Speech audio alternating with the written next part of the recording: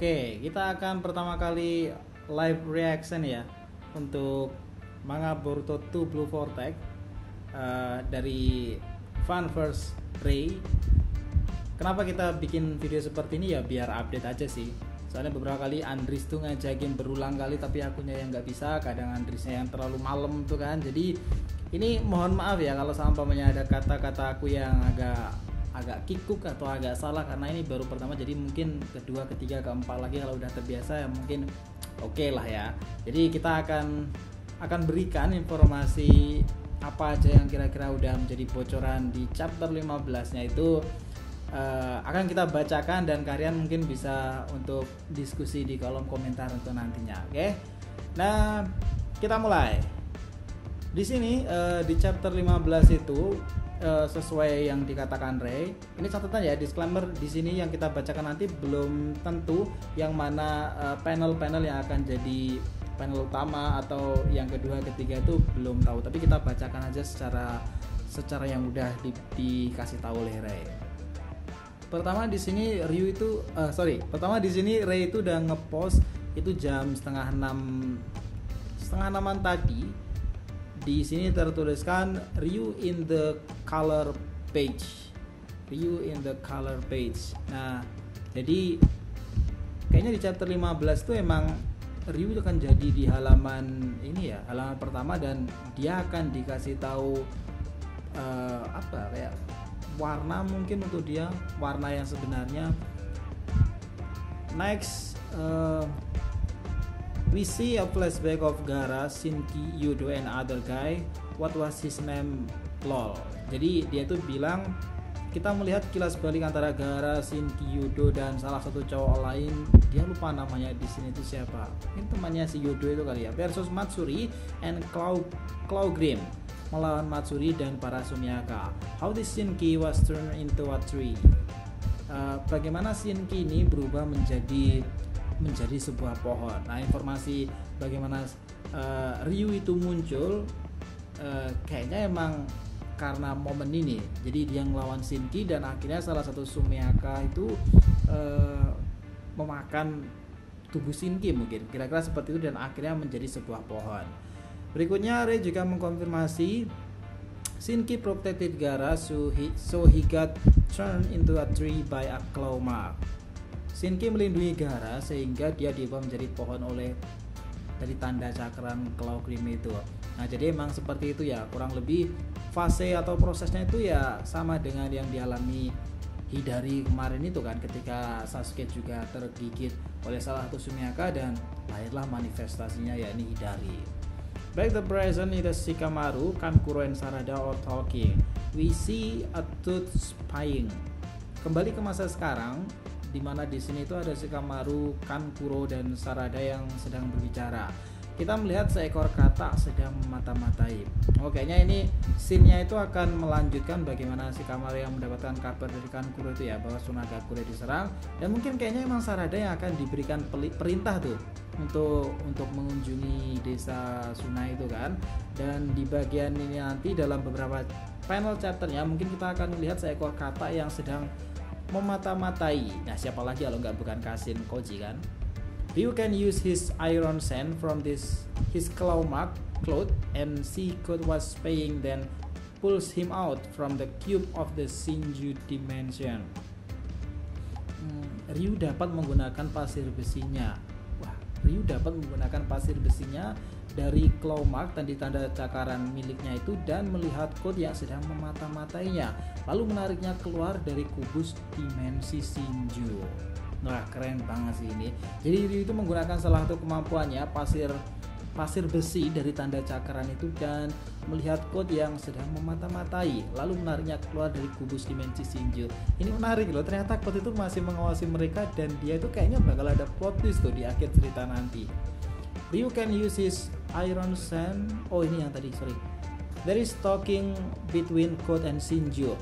Code goes with Karma try to attack Jura through his claw mark cloth, but got this hand cut off by Jura Rinnegan laser. Nah, di sini dikatakan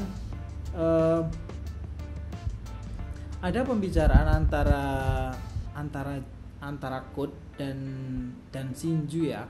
Code itu yang berjalan mengeluarkan karma putihnya itu, dia mencoba menyerang Jura melalui claw mark tersebut. Namun tangannya terpotong oleh laser Jura. Oh, jadi Code itu selain memata-matai Ryu, dia mungkin pada akhirnya dia memata-matain Jura ya, dan dia kira salah satu ego Jub itu lengah Jura. Nah, Code itu menyerangnya. Namun sayang, di sini dikatakan tangannya terpotong oleh laser Rinnegan Jura. Wah, ini keren banget sih gimana reaksi Code sendiri itu. Kayaknya emang dia tuh tipikal bukan anggota Kara yang kalah semudah itu ya.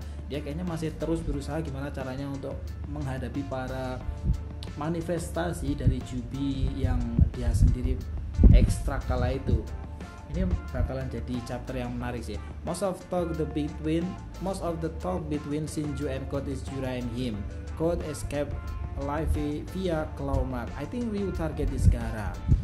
Nah, di sini dikatakan kebanyakan pembicaraan atau informasi di sini itu memang pembicaraan antara Shinju dan Code adalah Jura dan dia. Code kemudian lolos hidup-hidup dan melalui tanda cakaran itu. Saya pikir target Ryu itu adalah Jura. Nah, jadi Ray itu mengkonfirmasikan bahwa di salah satu panel itu memang terjadi pembicaraan antara Shinju itu dan Code ya, Jura dan Code sendiri kan. Nah, Code itu pada akhirnya bisa lolos hidup-hidup sih. Tapi kalau dari ngelihat di informasi sebelumnya tadi, dia emang terkena laser dari Jura ya tangannya, tapi dia bisa lolos. Nah, di sini dikatakan bahwa target dari Ryu itu adalah Gaara. Ini menarik loh. Padahal kita waktu itu sempat ngebahas target Ryu itu kita pikir malah Mitsuki, karena dulu Shinji itu pernah ngelawan Mitsuki di ujian Chunin kan ketika menggunakan Sakemode. Tapi jika lawannya Gaara, ngetargetin Gaara itu kayaknya emang bakal menjadi world building cerita yang menarik sih. Selanjutnya Rei mengatakan Boruto and Kawaki are talking atop of Naruto Hokage face. Boruto dan Kawaki sedang berbicara di atas wajah Hokage Naruto. Last page of the chapter is Boruto and Kawaki. The two finally join force against the Shinju, and how will the leaf respond to the crisis in the Sun Village? Di halaman terakhir bab ini itu dikatakan ya bahwa Boruto dan Kawaki itu keduanya akhirnya bergabung melawan Shinju, dan bagaimana desa Daun itu akan menanggapi krisis di desa pasir Suragakure ya. Nah, ini akhirnya untuk pertama kali kayaknya emang Boruto dan Kawaki itu akan bergabung ya.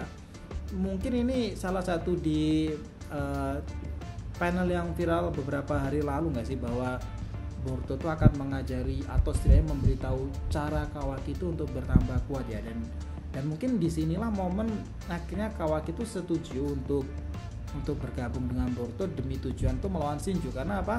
Karena Shinju itu juga nargetin Naruto kan. Tentu Kawaki juga nggak akan tinggal diam dong jika Naruto itu diapa-apain kan. Shikamaru mungkin akan memberikan respon gimana para shinobi muda itu akan pergi ke Sunagakure mungkin untuk ngebantu mereka. Oh ya, Amado spying on Boruto and Kawaki talking the remember the truth despairing. Boruto mengatakan Oh ya, Amado memata-matai Boruto dan Kawaki yang berbicara dan ingat kata itu. Oh jadi Amado di sini tuh kayaknya emang udah tahu ya bahwa ada kata yang memata-matai Kawaki Boruto. Dapat dia udah tahu Kashin Koji ya kalau dia udah hidup ya. Nah, ini menarik sih. Nah, ini Amado itu memang banyak kita diskusikan beberapa chapter ke belakang. Jadi sebenarnya siapa sih? Shibai kah, atau anteknya Shibai kah, atau Jashin? Kita kan nggak tahu kan siapa Amado itu. Boruto say this Amado did something to restrict or hide Kawaki powers. Not sure. He wonder how Boruto got the info, then he remembered the truth. If Kashin Koji is still alive. Boruto mengatakan Amado ini melakukan sesuatu untuk menyembunyikan kekuatan Kawaki. Tapi dia juga tidak yakin. Dia bertanya-tanya bagaimana Boruto mendapatkan info itu. Lalu dia teringat kata itu dan kalau Kashin Koji masih hidup. Oh, jadi itu emang ini ya, ya wajar nggak sih seorang Otsutsuki itu harusnya tahu bahwa salah satu Otsutsuki itu kekuatannya harusnya seluar biasa itu, tapi kenapa di chapter kemarin itu Kawaki kayak lemah banget nggak sih, padahal dia itu Otsutsuki loh. Nah ini menjadi rasional dan masuk akal jika momen ini disebabkan karena Amado memang melakukan sesuatu pada kekuatan Kawaki untuk menekan atau menjaga kekuatannya ya, kayak apa ya, kayak waktu Code itu masih disegel itu loh kekuatannya itu, mungkin masih dibatasin kayak gitu. Nah dia bertanya-tanya bagaimana Boruto mendapatkan info itu. Nah apakah dia akan ngomongin Kashin Koji ya, karena Kawaki itu sebelumnya juga telah menangkap katanya itu kan. Nah ini menarik. Selanjutnya ini Ray sudah mengkonfirmasi hampir jam 7 lagi, Ryu color is orange. Oh jadi warna Ryu itu orange. Karena beberapa chapter sebelumnya kan banyak ini ya, fana itu udah bertebaran antara warna kepala atau apanya merah, ada yang hijau, hitam, tapi di sini ternyata orange. Chapter what's much better than the last month. Bab di sini atau chapter di sini jauh lebih baik dari bulan lalu. Ya kita nantikan sih, meskipun kayaknya emang sama-sama banyak cerita di sini nanti. Soko still want the chakra fruit and become an Otsutsuki like Ishiki want. Jura wonder what will happen if they eat his hands attack. I think could become Shinju, likely he need to find Boruto and Kashin Koji. Oh jadi Kut itu masih menginginkan buah cakra dan dia itu ingin menjadi Otsutsuki seperti yang diinginkan Ishiki ya.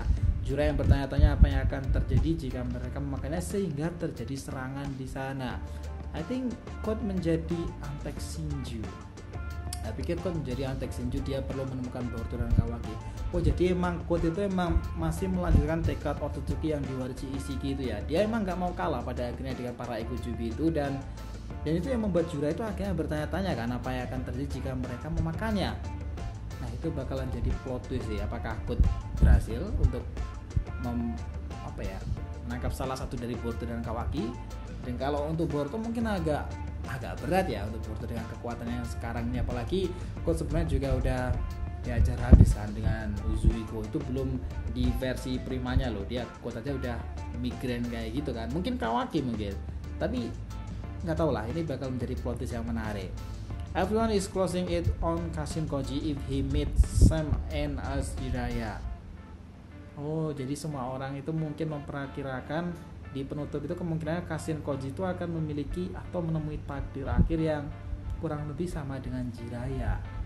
Nah itu kalian nggak sih momen yang sentimental ketika Jiraiya pass away kala itu melawan Pain ya kan, muridnya sendiri, dan itu dramatis banget loh. Wah Kashin Koji akan dibuat seperti itu karena dia sendiri juga menjalankan tekad sang Sage Agung itu kan. Nah ini menarik, tapi kayaknya Kashin Koji hidup gak sih di akhir nanti? Nah kita nantikan untuk itu. Code Jura, just keep logging for now. The one who will log last is me. Otsutsuki code for final villain. Wah ini dia kayaknya lagi mendeklarasikan diri sendiri Code itu untuk Jura. Teruslah tertawa untuk saat ini. Orang yang akan tertawa terakhir adalah aku, Code Otsutsuki sang villain. Wah itu bakalan menarik banget. Karena kita sendiri sebenarnya juga yakin ya bahwa Code itu kayaknya nggak mungkin ceritanya cuma dibikin seperti ini aja kan. Mungkin malah dia kayak Kabuto ya. Dulu kayaknya ampas banget itu, di akhirnya keren banget kan. Nah mungkin si Sensei itu lagi sedang memasak mungkin untuk Code sendiri berkembang kan. Ini akan menarik. Di sini di informasi terakhir yang diberikan Ray jam berapa ini? Jam 8 tadi, kurang lebih hampir jam 8 lah. Only way Code can be redeemed is if he betray weakness Jura and get the chakra fruit. Oh, satu-satunya cara Code dapat ditebus itu adalah Satu-satunya cara Code dapat ditebus itu adalah jika dia mengkhianati Jura yang lemah dan mendapatkan buah cakra. Oh, jadi kayaknya emang salah satu tujuan Code itu juga mengambil buah cakra ya. Apakah buah cakra dari Jura? Wah, ini bakal menarik sih. Nah di sini Ray kayaknya cuma mengkonfirmasi sampai ini ya. Kita nge-live nih reaction sampai jam berapa ini? Jam setengah 10. Sebenarnya kita tadi juga udah nge-live sih teman-teman, cuman nge-lag nggak tahu mungkin baru pertama kali ya, jadi masih agak perlu adaptasi kan, agak nge-lag tadi, jadi kita ngulang. Nah mungkin next time untuk pembahasan chapter-chapter terbaru, mungkin sebelum tanggal rilis resminya di Manga Plus ntar, kita akan sering konsisten seperti ini seperti yang disaranin Andris. Oke Andris, kita akan ikutan ngebahas kayak gini. Nah mungkin next time kalau sampai kita sama-sama ada waktu, kita akan nge-live bareng sama Andris Purto update channel ya, dengan channel ini. Jadi mungkin itu tadi aja ya teman-teman untuk informasi di chapter 15an ini.